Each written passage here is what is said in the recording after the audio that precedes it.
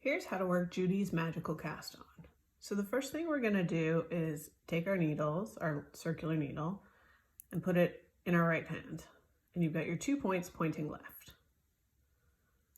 So next we're going to take a nice long tail, about 3 times the length of your cast on, and we're going to put a loop over the top needle.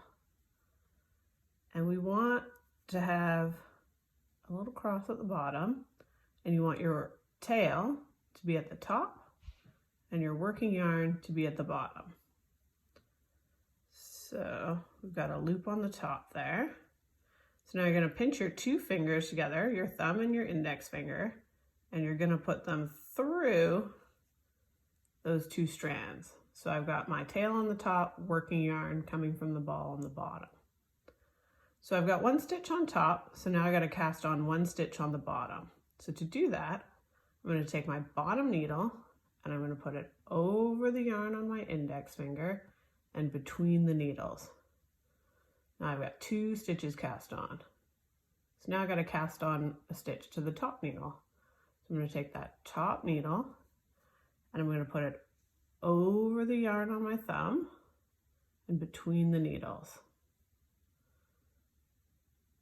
So now I need a stitch on the bottom, and I'm going to do it the exact same way. I'm going to put my bottom needle over the yarn on my index finger and bring the yarn between the needles.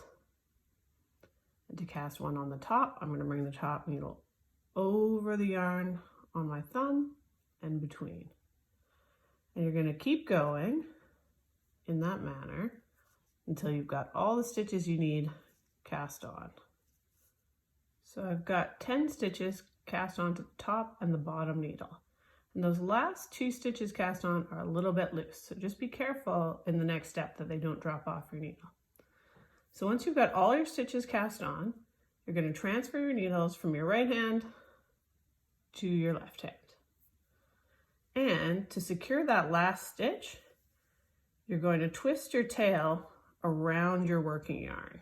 So there's my tail. And now we're ready to work in the round. I've got my working yarn right here. So I'm going to pull the bottom needle out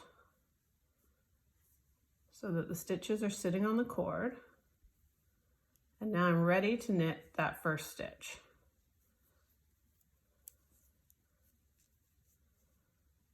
And I'm going to keep working all the way around. So this is what it looks like once I've knit 1 full round. You can see I've got a seamless cast on in the middle.